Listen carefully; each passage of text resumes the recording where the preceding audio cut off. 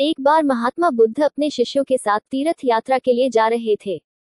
चलते चलते रास्ते में एक गांव आया। महात्मा ने कहा, आज का विश्राम इसी गांव में करते हैं। यह कहकर शिष्यों सहित उस गांव में चले गए। गांव के लोगों ने महात्मा को देखा तो बड़े प्रसन्न हुए और महात्मा के लिए बहुत अच्छा आसन लगाया। सभी अपने अपने घरों से अच्छा अच्छा पकवान बनाकर लाए। रात होने पर सभी बच्चे, बड़े, स्त्रियां महात्माओं के पैर दबाने लगे और आराम से बैठकर ज्ञान की बातें सुनते रहे। सुबह हुई तो महात्मा बुद्ध ने गांव वालों से कहा, अच्छा अब हम चलते हैं, आप सभी हम जाने की अनुमति दे। गांव वालों ने कहा, महाराज एक दिन तो और रुके। लेकिन महात्मा ने कहा, नहीं बच्चों अब हम जाते हैं, कभी फिर आएंगे। यह कहकर महात्मा चलने लगे और चलते हुए महात्मा बुद्ध ने गांव वालों को वरदान दिया और कहा, सब के सब उजड़ जाओ। यह वरदान देकर महात्मा चले जाते हैं। चलते चलते शाम हुई तो महात्मा एक दूसरे गांव में पहुंचे। वहां पहुंचते ही बच्चों का बड़ा सा झुंड दौड़ा आया और महात्माओं को चारों तरफ से घेर कर कोई मिट्टी फेंकता है तो कोई कीचड़ फेंकता है। शोर मचाने लगे। महात्मा लोग बड़ी मुश्किल से उनसे पूछा छुड़ाकर एक जगह गए और जो अपने पास फटा पुराना कंबल था बिछाकर बैठ गए।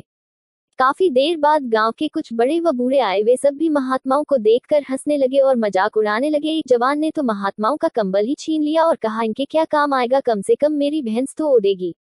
वे महात्माओं का अपमान करते हुए महात्माओं ने भूखे प्यासे रहते हुए बड़ी मुश्किल से रात बिताई। सुबह होते ही महात्मा चलने लगे और चलते हुए महात्मा बुद्ध ने गांव को वरदान दिया कि सब के सब बसे रहो। गांव से काफी दूर जाने के बाद जंगल में एक तालाब आया और कुछ फल के पेड़ नजर आए तो महात्मा बुद्ध ने कहा, बच्चों यहाँ थोड़ी देर विश्राम करते हैं। वहाँ महात्मा लोग फल खाते हैं और तालाब का शीतल जल पीते हैं। तब एक शिष्य ने कहा, महात्मा क्षमा करे, हमें एक बात खटक रही है, आप नाराज न हो तो हम पूछ सकते हैं। तब महात्मा बुद्ध ने कहा, बोलो बच्चों, क्या जानना चाहते हो। शिष्य ने कहा, महात्मा जिस गांव में हमारी अच्छी सेवा हुई वहां के कितने अच्छे लोग थे, उन लोगों को तो आपने वरदान दिया कि उजड़ जाओ, और जिस गांव में हमारा अपमान हुआ उन लोगों को आपने वरदान दिया कि बसे रहो। ऐसा क्यों महाराज। तब महात्मा बोले, देखो बच्चों, पहले गांव में कितने अच्छे विचारों के आदमी थे। वो आदमी उजड़ जाएंगे तो दुनिया के कोने कोने में फैल जाएंगे और जहां भी जाएंगे सभी को अच्छे विचार सिखाएंगे, इसलिए मैंने उनको उजड़ जाने का वरदान दिया।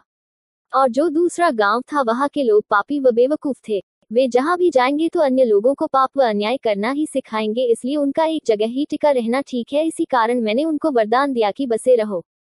महात्मा की बात सुनकर सभी शिष्य अत्यधिक प्रभावित हुए।